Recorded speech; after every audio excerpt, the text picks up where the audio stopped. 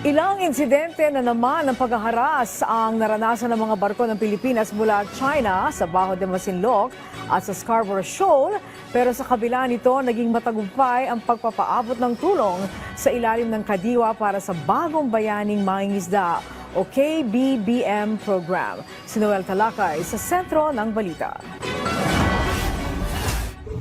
Hindi lang isa kundi 3 barko ng Pilipinas ang binomba ng water cannon at nakaranas ng dangerous maneuver mula sa mga barko ng China kahapon sa Bajo de Masinloc. Ito ang sinabi ni Commodore J. Tariela sa isang press conference nito kaninang umaga. Kabilang dito ang BRP Dato Gumbay Piang, BRP Dato Sumkad at BRP Dato Matanam Taradapit. Pero ayon kay Tariela, ang BRP Dato Gumbay Piang ang nagtamo ng matinding pinsala. Common sense lang naman, no? Wina-water cannon nila sa likod, wina-water cannon nila sa harap. Tapos lilikuan nila ng ganun. Talaga namang kung tatama talaga sa kanila. Sa isang post sa X ng isang Chinese media, sinabi nito na ang barko ng Pilipinas ang bumangga sa mga barko ng China. Sagot ni Tariela dito, It was actually their lies once again, hiding their unlawful and bullying activities in Bajo de Masinloc. ito naman ang radio broadcast mula sa isang PLA Navy warship na may bow number 525 na nag-anonsyo ng live fire exercise dahilan para matakot ang mga mangingisdang Pinoy sa lugar. Pero ayon kay Tariela, pananakot lamang ito. No, there was no live fire that was conducted.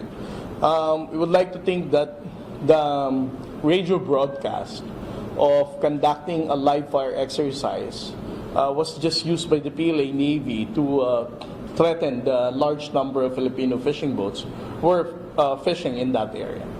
Nanindigan si Tariela na bawal ito dahil hindi nila sakop ang West Philippine Sea at kung anya sakop man nila, ito ay dapat ipaalam na magsasagawa ng live fire sa mga gumagamit at dumadaan dito. Dahil dito magsusumite ng ulat ang PCG sa National Task Force for the West Philippine Sea kung ano ang dapat gawin tulad ng diplomatic protest at pagpapanagot ng China sa mga nasirang barko ng Pilipinas.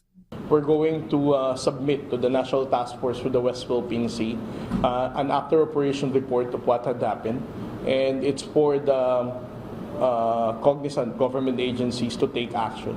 Martes ng umaga sa kabila ng panghaharas ng mga barko ng China na ipagpatuloy pa rin ng BFAR sa tulong ng BRP Gabriela Silang at BRP Cabra ng Philippine Coast Guard ang pagpapaabot ng ayudang krudo at yelo sa aabot na 35 Filipino fishing boats sa ilalim ng kadiwa para sa bagong bayaning mangingisda o KBBM program sa West Philippine Sea. Ipinadala rin ang MV Mamalangkaya para bilhin on-site ang mga nahuling isda nang mapalawig ang paglalayag ng mga mangingisdang Pilipino. Noel Talakay para sa Pambasang TV sa Bagong Pilipinas.